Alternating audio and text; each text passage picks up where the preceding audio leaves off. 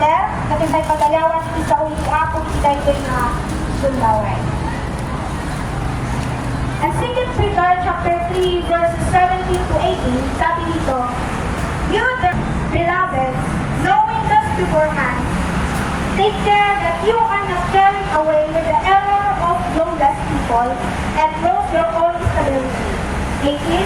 But grow in the grace and knowledge of our Lord and Savior Jesus Christ.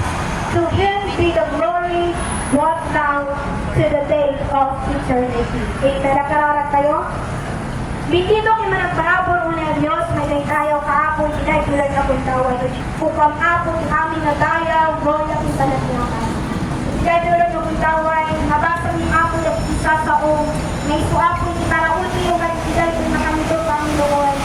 That Lord, nawagan na sinaabo, sinang-bendition ako kada sinasasao Panginoon, nadanggal ni, balik na taraul ni apon, spiritual na biyak sa tunal ng isang lahat. Nagtakdarang apon, adipan mo apon, kinugudan apon, ipon sa itong itinay tulad na bundaway. Natawagan ay isang tungang spirito, ito apon, inanggalan ulod kanya. Ano yung parang apon, inagagaan ulod ka bibig ko. Taamin o Diyos, kung maibalikas ko apon, masasaw, itinay tulad na bundaway. Yung magpagbiyak, magpagsinamnama, magpagtitik sa apon, spiritual ang nabiyak sa tunggalmay sa malakang Lord. The Lord will be growing great and knowledge of you, Jesus. May tayo ka. At hindi siya ng satulay may sa kalakami tulad ng nakamito.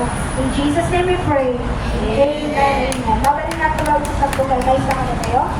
Ulit ang kabasahin, teksto kayo tilay din na bundaway.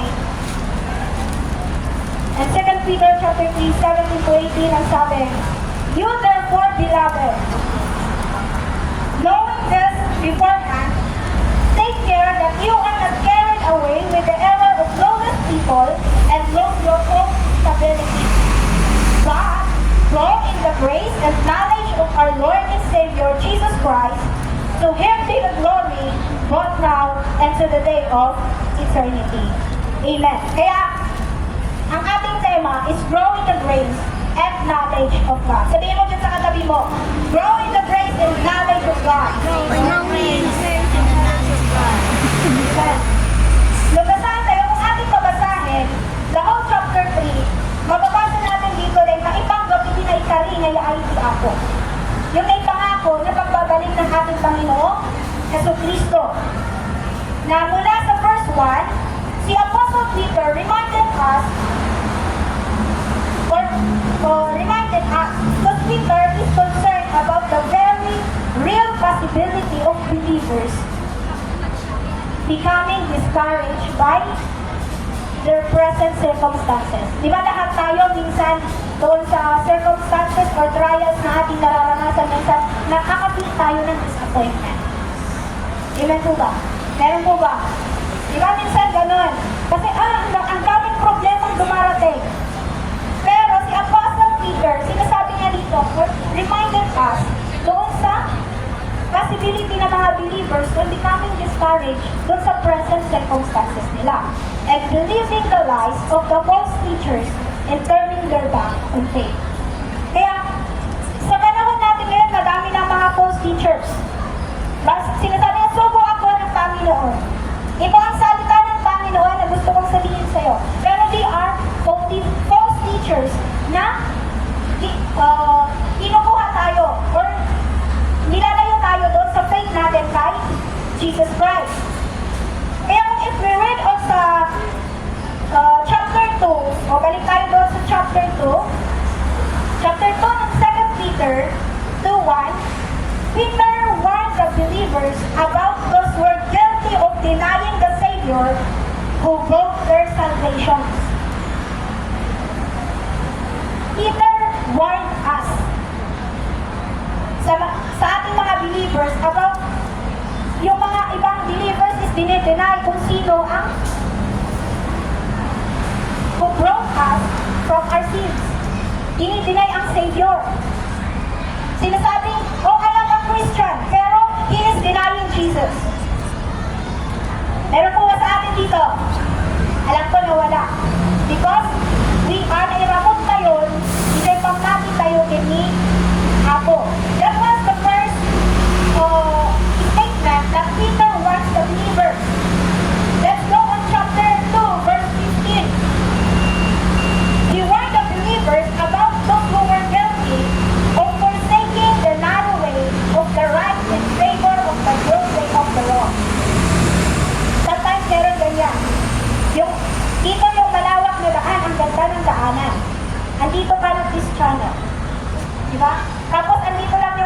na daanan. Ano ang pipiliin mo? Kung ikaw yung nandun, doon ka sa malawak o doon sa masikip? Saan? Oh, di ba?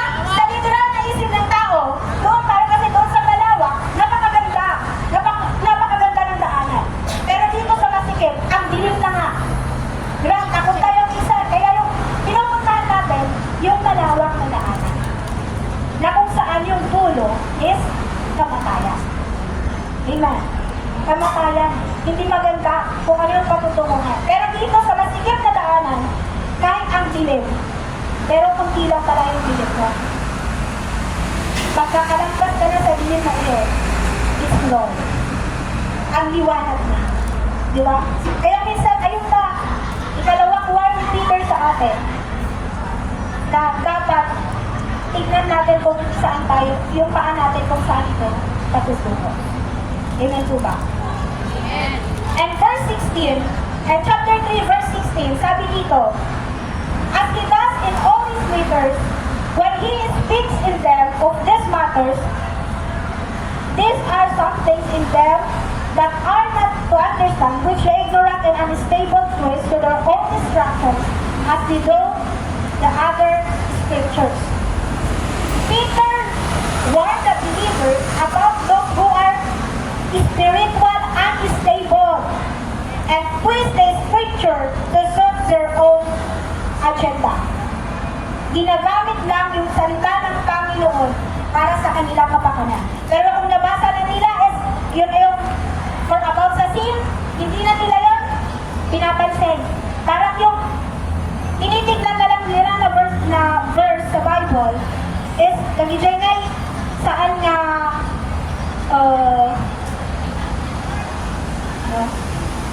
saan nga o hindi nakakasakit o hindi nakakadalabos sa hindi about iti basod. Dahil lang na kinaimbag. Awanan dahil about iti basod. To suit their own agenda. Kasi gusto nila na okay, ganito lang. Pero kung sinabi na huwag mong gawin ito, huwag kang magnakaw. Kung sinabi, hindi niya na lang pinapansin.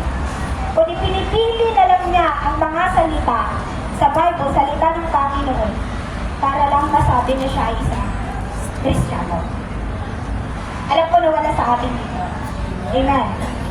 So these are the summary of some statement of everything that Peter has already warned us. Kaya before niya sinabi doon sa end niya na grow in the grace and knowledge of God, ang dami na niyang warning sa mga believers. And also, Peter says, you therefore, or in a Greek word, progenosko. Progenosko means to know before. Sakbayanan. Sasabihin ko na sa inyo, bago pa, ayun na yung pinapaalalahanan niya tayo. It is referring to everything Peter has been saying about the return of Christ. Kaya sinabi niya na, you therefore, beloved, to know before. Kaya pinapaalalahanan niya tayo. He warned us also to take care. Mag-ingat tayo. Or in Greek word, koloso, means to guard and to watch. Kaya mag-ingat tayo sa mga false teachers. Mag-ingat tayo doon sa mga maglalayo sa atin sa pananampalataya sa ating Panginoon. And also, doon sa verse natin na chapter 3, verse 17, Peter is warning God's people to be aware or to beware on unstable people who will try to steal their own ability. Yung akala mo nakasamahan mo sa pananampalataya, pero yun pala yung maglalayo sa'yo sa Kanya. Sino sa Kanya? Sa ating Panginoon. Inilalayo kayo dito, DJ Tagdamo, doon sa simula. Wow, ang ganda ng samahan. Kasama mo siyang nagpupuri. Pero may motibo siya, diba? Diba? Hindi siya naka-stand firm doon sa faith niya sa ating Panginoon. Kaya, kinukuha ka niya na ilayo sa presensya ng ating Panginoon. Jesus. Kaya beware sa mga ganong klaseng tao. Beware sa ganong pananampalataya. In verse 18, Peter says, "But grow in the grace and knowledge of our Lord and Savior Jesus Christ." Grow in the grace and knowledge of our Lord Jesus Christ.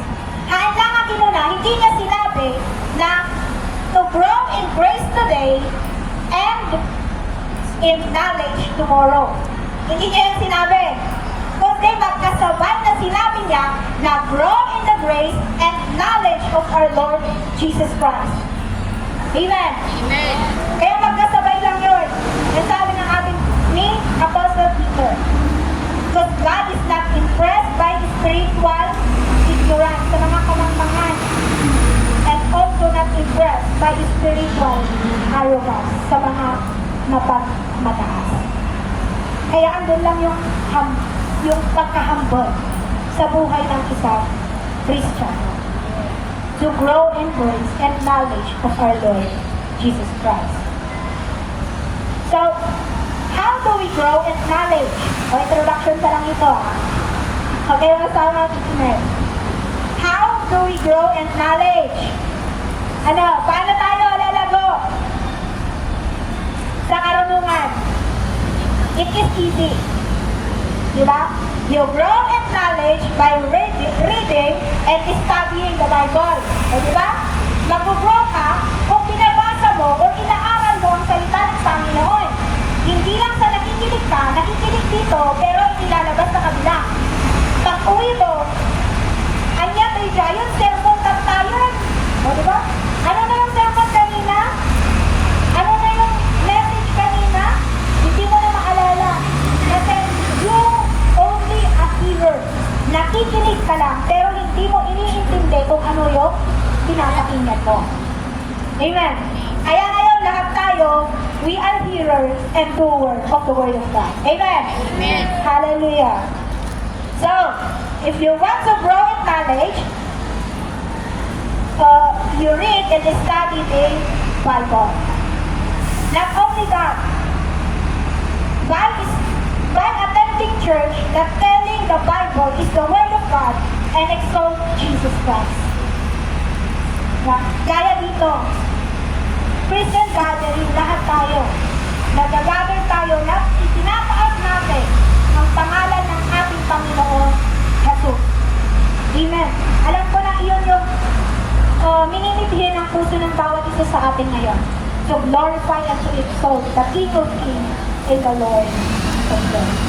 So, diba ang simple? It's grow in knowledge. Pero, let's go to the harder question. How do we grow in grace? If you grow in knowledge sa pagbabasa, sa pag-i-study sa salita ng Panginoon, sa pag-attend at church gathering, how do we grow in grace? To grow in grace means to remember the gift from which Christ reached down and repaid us for. Kung paano niya tayo, makasalon na tayo nga sinupot. Sa Tagalog ng sinupot. Tinubos. O kung paano niya tayo tinubos. O diba? Kung iisipin natin, parang napakadali na alalahanin lang natin, okay, Christ died on the cross dahil sa ating mga kasalanan. Pero paano natin yun ipinapabukas? Paano ka nag-grow sa grace ng ating Panginoon? Also this one, you grow in grace by remembering how precious God has been to you. Kung gaano mabuti, gaano goodness ang ating Panginoon sa buhay ng bawat isa. Di ba? Kapag humingi ka, pag nanalangin ka, Lord, i-provide mo po yung pangangailangan ko. Hindi man instant na nanggaling sa langit ang tiyan na ibagsak na. Pero, God is moving. Hindi man yung inaasahan natin na yung kasagutan doon sa panalangin natin. Pero, God has a greater plan to that prayer, to that answered prayer, na inihahanda ng ating Panginoon. Amen. Hallelujah. So, we will This will be by remembering the how gracious God has been to you. This will humble us and push us to be grateful. Kaya alam ko na lahat tayo ngayon is grateful tayo sa Panginoon. Grateful tayo na narating natin ang first year anniversary ng AFGC Central Outreach. Dahil sa on how we remember how gracious God is. Amen.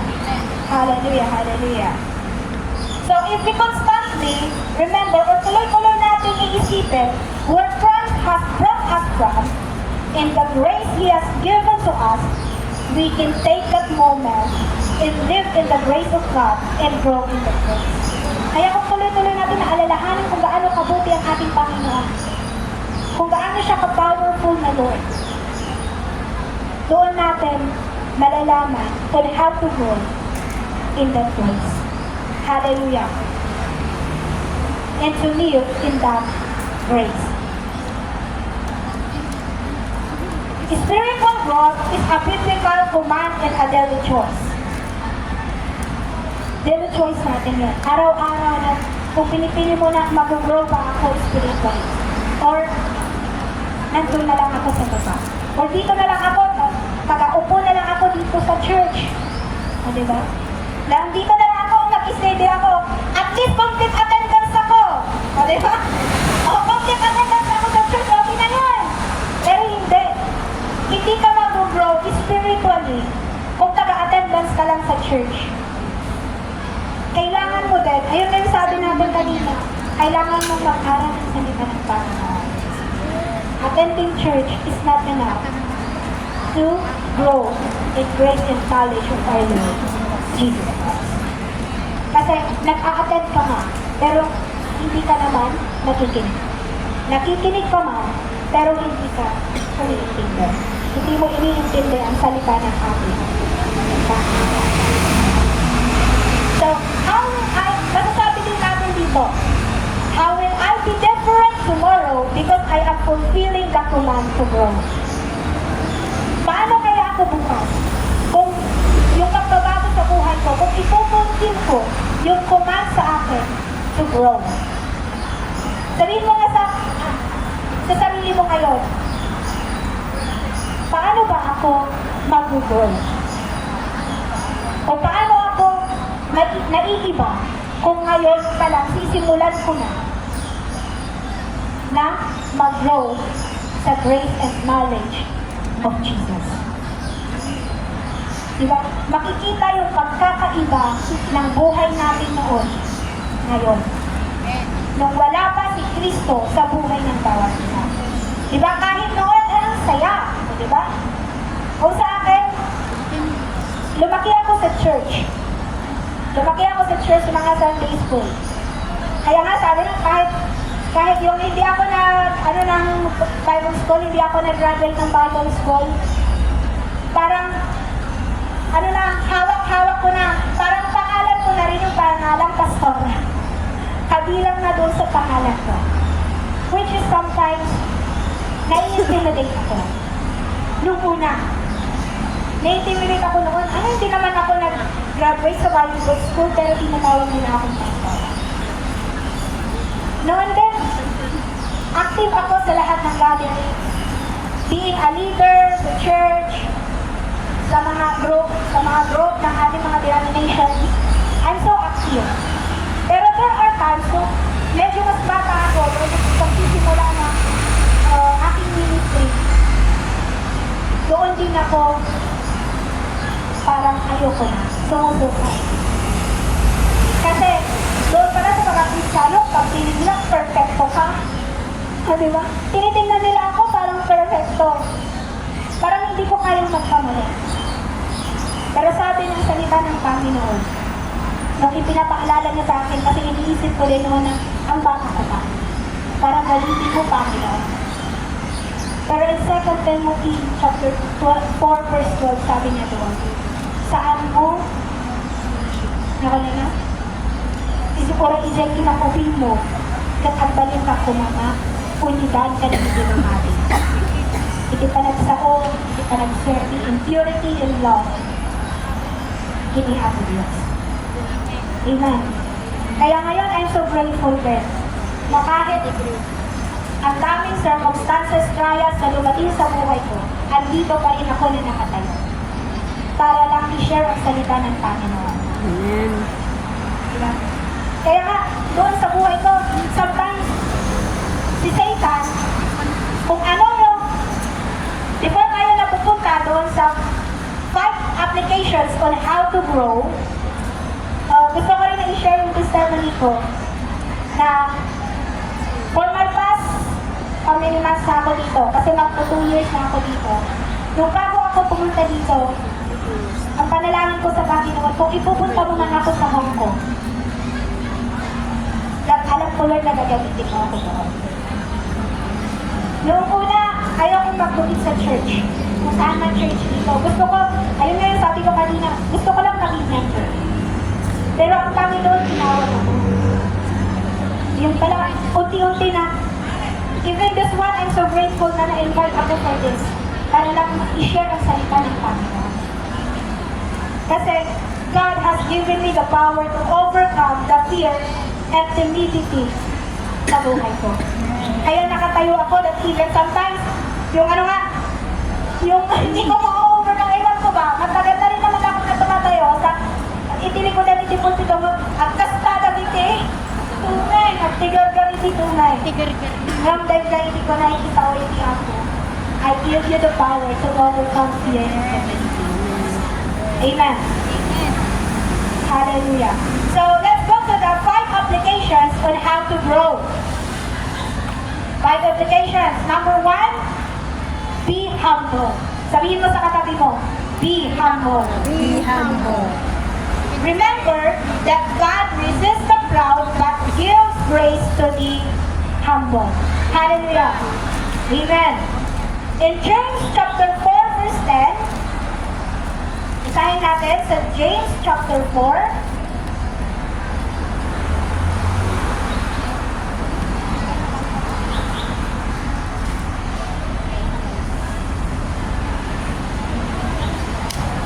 James chapter 4 verse 10, sabi dito, humble yourself before the Lord and He will exalt you. Humble yourself before the Lord and He will exalt you.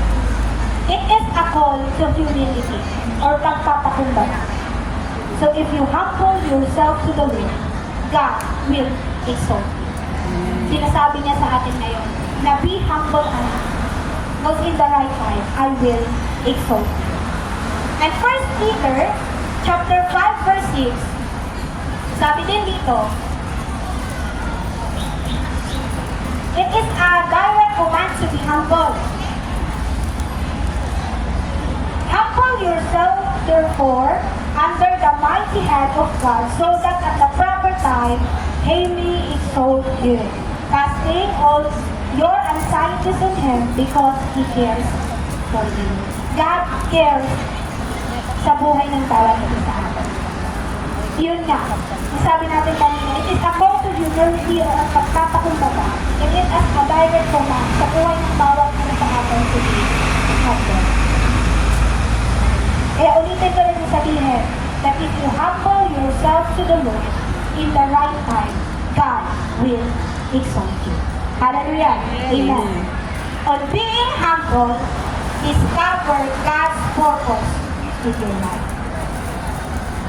Kailangan natin na i-discover, Lord, ano ba yung purpose mo sa buhay ko? Maghihintay ako, Panginoon. Hintayin mo yung plano ng Panginoon doon sa buhay mo. Kaya sabi nga doon sa Jeremiah 29:11, sabihin nga natin, for I know the plans I have for you, declares the Lord, plans to prosper you and not to harm you, and plans to give you hope and a future. So there's a greater plan sa buhay ng bawat isa sa atin. All you need is to be humble. Hallelujah. And the second one is be prayerful. Oh. Sino dito ang araw-araw nananalangin. Amen. Oh. Magdadalawa yung nag-amen. Yeah. O ikaw yung type ng tao na nanalangin ka, diba sa mga kabataan, yung sabi, may ini-example lang na pagising mo sa umaga, sinulat mo na yung yung panalangin mo, inilagay mo na sa paanan. Tapos pag ganyan mo, Lord, basahin mo na. Ayan. Pagtulog, ano na naman, sa may ulo. Lord, basahin mo na. Oh. Di ba paligatong kayo ni Apo? Di ba? Ano kailan nga iyok kasi? Kararagbukin ni Apo yun. Yung matapay naman, Apo, basahin mo. Basahin mo na Apo. Dahil lang isagot na may sa Kristiyano. Sana nga sa rin, May ganun ba? Iwa na integrity Apo. Ganyan na. Wala siguro sa atin yung ganun. Pero isang paalala sa atin lahat to be prayerful. Amen. Yun din yung sabi on how to grow. Be humble and be prayerful. So, develop a deep personal life of prayer. Sabihin mo sa katabi mo, develop a deep personal life of prayer. Develop a personal Amen. life. Paalala sa Deep ating lahat prayer. na hindi lang doon sa kung nahihirapan ka na, doon ka lang manalangin. Pero yung kung yung okay ka, hindi mo man lang alam na pasalamatan ng ating Panginoon. Di ba minsan nakakalimot tayo? Kung ang saya ng buhay, hindi mo maalala ang Panginoon. Pero kung ang daming problema about sa financial, o kung may sakit ka, Lord, masakit ang ulo ko, doon mo lang naaalala ang ating Panginoon. Pero hindi maganda iyon. Kasi wala tayong deep personal life of prayer kung gano'n. And 1 Thessalonians 5:17, sabi doon na, pray without ceasing. At kararat kayo adi-adisa. Tuloy-tuloy yung ating panalangin sa ating Panginoon. Tuloy-tuloy ang ating pag-communicate sa Panginoon. And here is the connection between humility and prayer.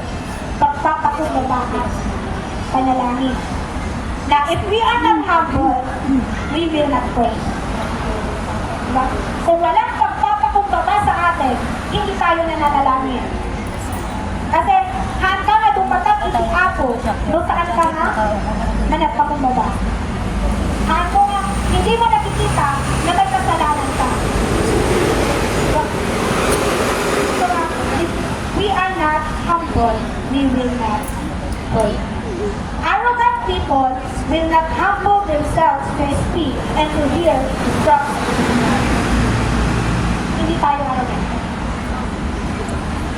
Lahat tayo Kristiyano sa harapan ng ating Panginoon.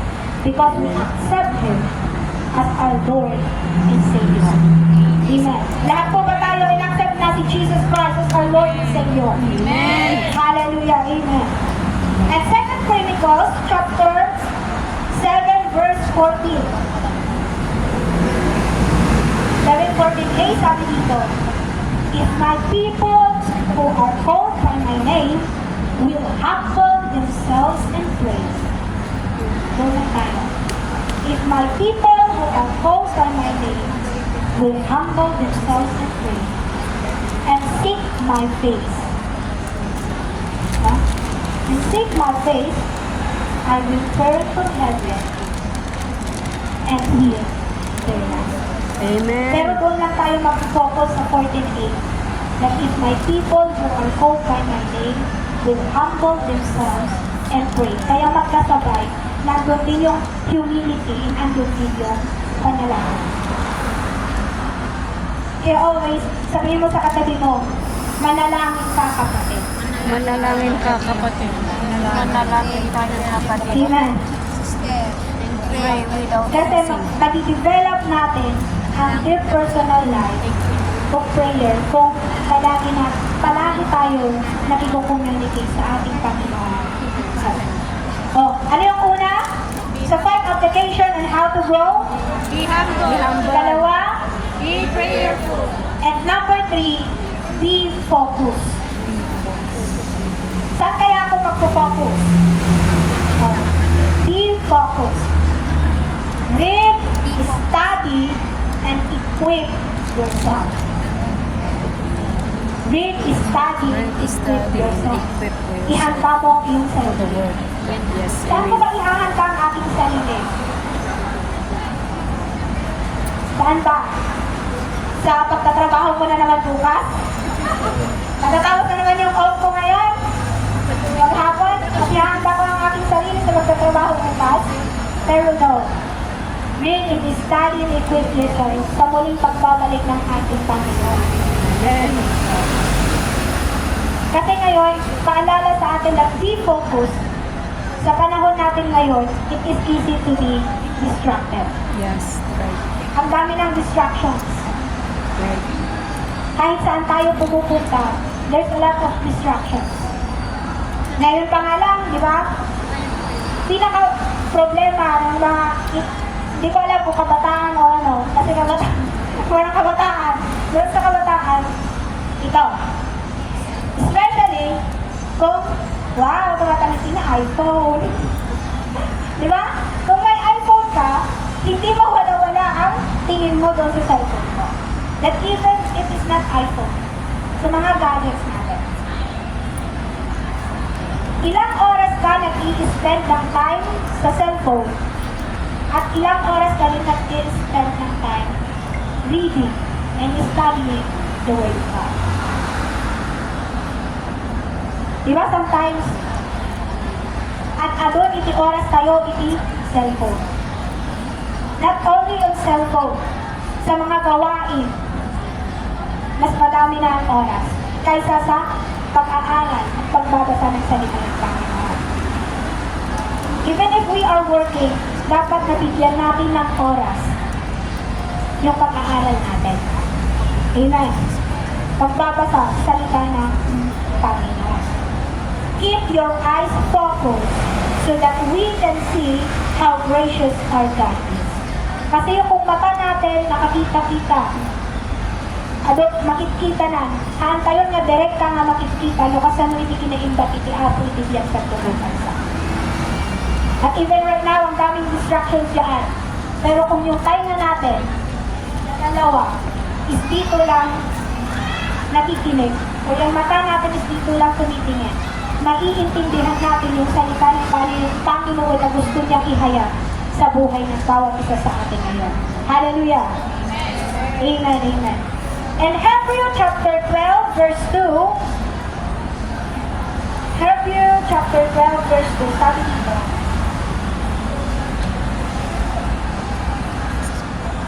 looking to Jesus, the founder and perfecter of our faith, who for the joy that was set before him endured the cross, despising the shame, and is seated at the right hand of the throne of God. It is getting rid of the distractions and things that slow you down in your spiritual growth. Kaya kung ito yung bagay na naglalayo sa'yo or slowing you or growing in the grace and knowledge of God, iwan mo na. Bitawan mo na yun. Huwag mo nang hawakan pa. Para tayo ay tuloy-tuloy na mag-grow sa ating faith, sa ating Panginoon. Ito Kristo. Kaya getting rid of the distractions and things that slow you down in your spiritual life. Lahat ng ito is paalala sa buhay ng bawat isa sa atin. So always fix your eyes on Jesus. Sabihin mo ulit sa katabi mo, fix your eyes on Jesus.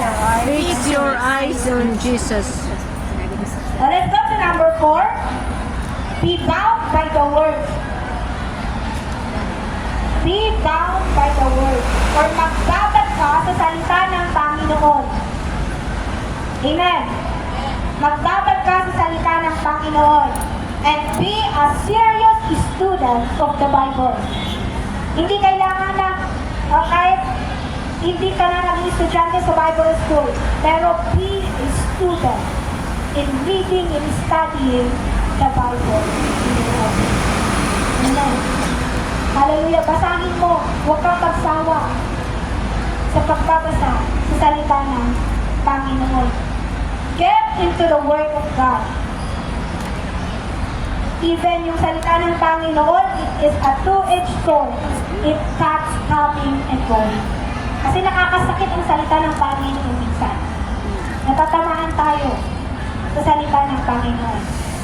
Pero kahit natatamaan tayo sa salita ng Panginoon, minumold niya tayo to be a better person. Amen. Na magiging anak ng ating Panginoon Jesus. Masakit na katotohanan that there are too many people are too concerned about defending the word but they do not even use the word. Diba dinidefender mo yung salita ng Panginoon pero hindi mo man lang ito magamit. Gaya doon sa temptation ni, diba, example natin yung temptation, kung ikaw yung nandun sa temptation ni Jesus Christ, pag hindi mo alam ang salita ng Panginoon, wala kang ibabato sa evil, sa ating kaaway. Pag sinabi siguro ng Satan sa'yo na, okay, yung bato gawin mong tinapay, at kahit alam mo na makapangyarihan ka na, gagawin mo na yun. At yun na, nagpapasakot ka na sa kasalanan. Diba? Ganun tayo minsan. Yung nakikita, kasi hindi na nakafocus yung mata natin, yung nakikita natin na kabutihan, ginagrab na natin. Pero yun pala, yung maglalayo sa atin, sa pananampalataya sa ating Panginoon. So, beware sa mga bagay natin.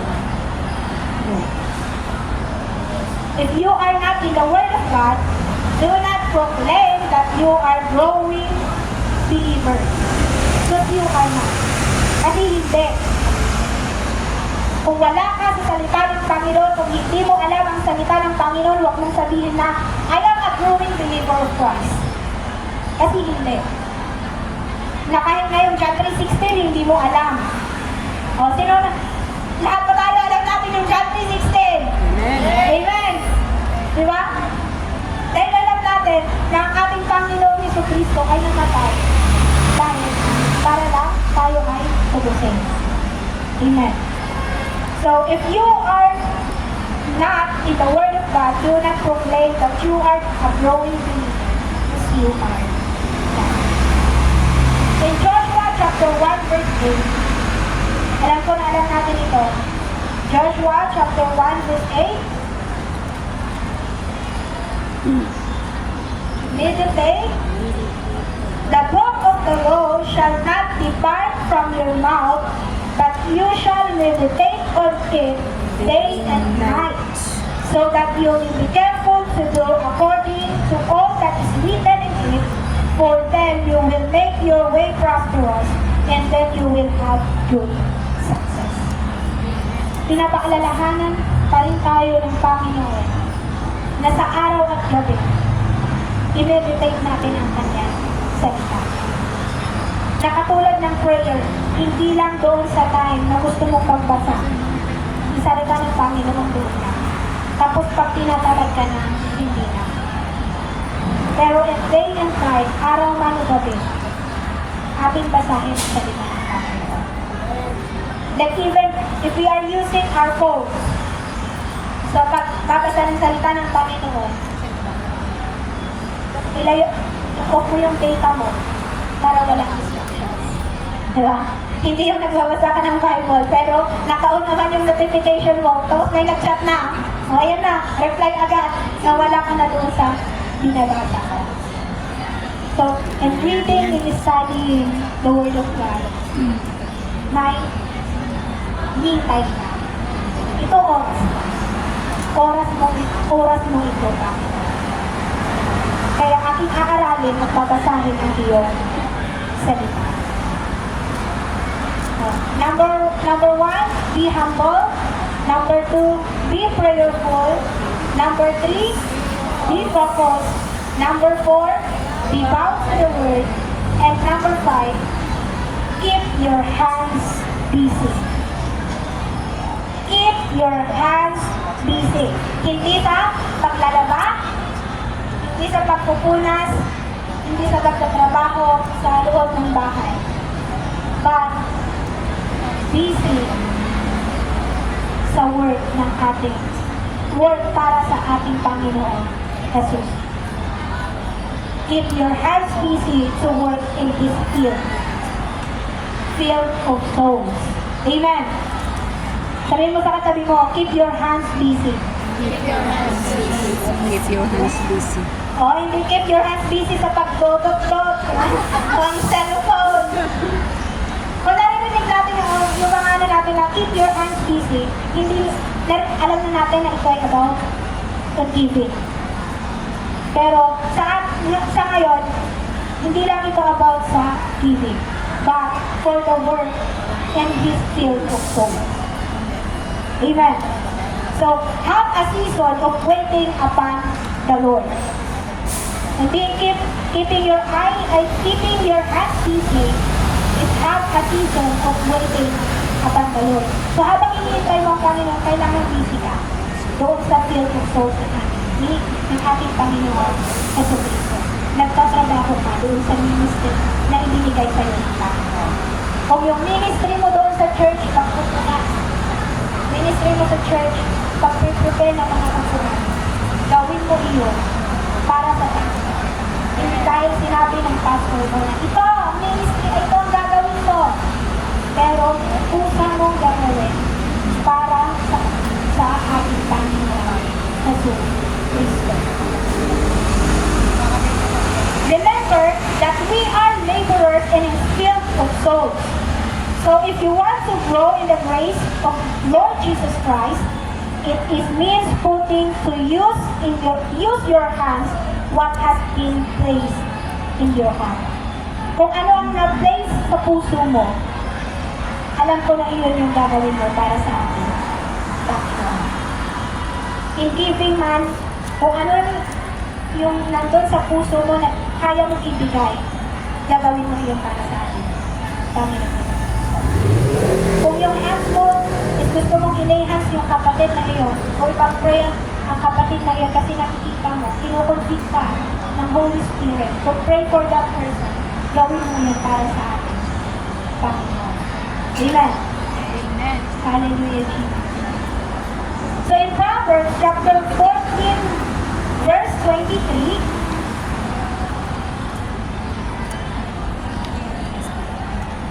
Proverbs chapter 14, verse 23, sabi dito,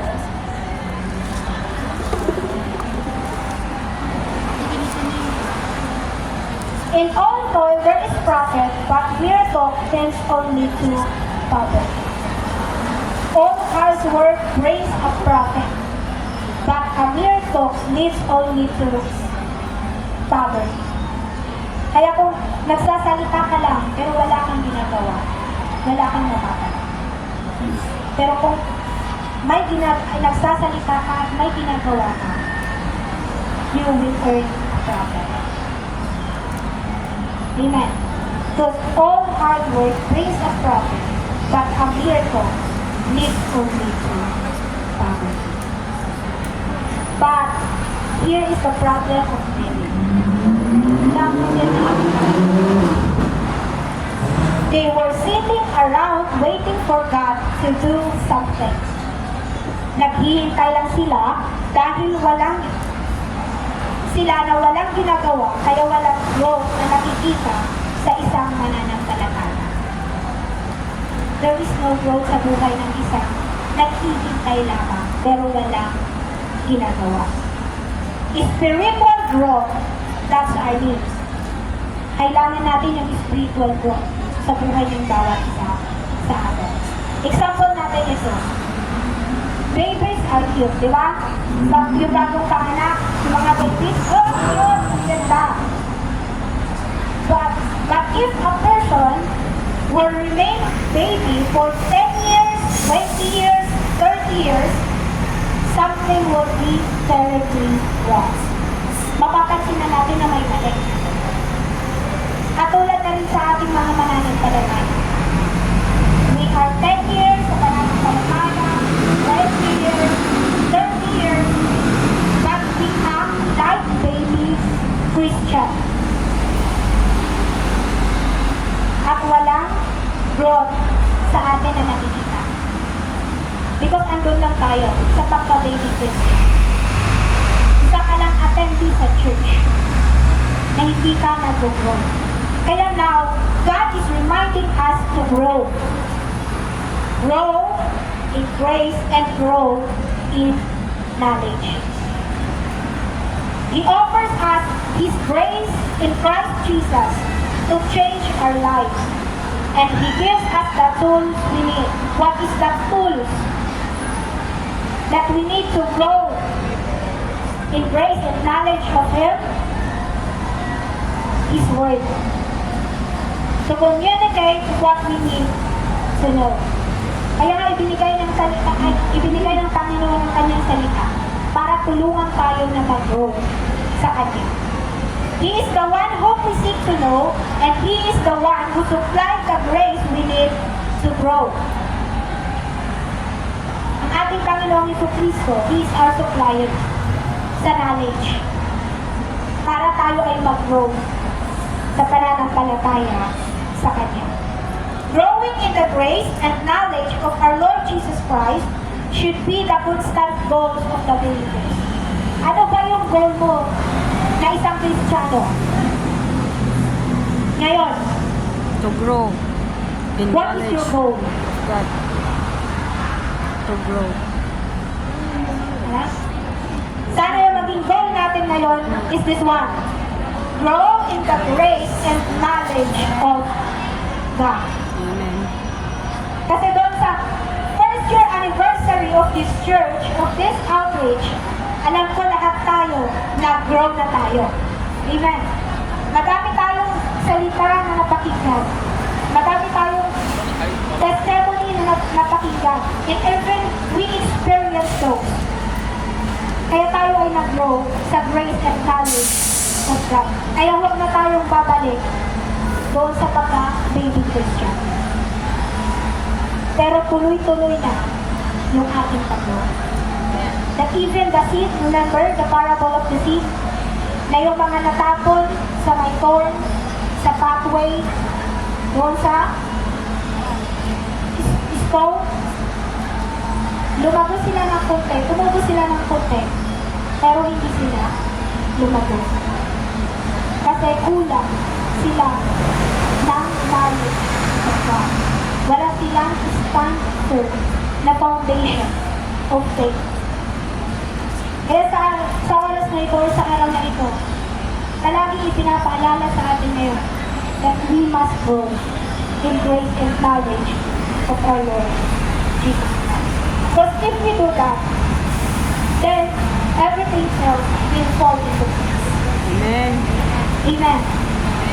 We overcome everything if we grow in the grace and knowledge of God. All things fall into place. Kahit sa tingin ng tao, imposible. Pero sa ating Panginoon, magiging posible. Amen. Because in God, nothing is impossible. Kaya sa ating conclusion, if you want to be more effective in service, you must grow in grace and knowledge of God. And if Amen. you want to have deeper relationship to others and into God, you must grow in grace and knowledge of God. Amen. Amen. And if you want to secure your faith, grow in the grace and knowledge of God. Amen. At sabi doon sa huli, na sabi ni Apostle Peter, and live to glorify His name. To Him the glory both now and to the day of eternity. Amen. Hallelujah. So sa mga lahat kung ano ang gagawin mo sa buhay mo, grow, grow, grow. Ano yung kanta? Read your Bible, pray every day. So you can grow, grow, grow. Kaya grow in the knowledge and grow in the grace and knowledge of God. Hallelujah. And live to glorify His name forever and ever. Amen. Hallelujah, hallelujah. To God be all the glory. Kita po wala ng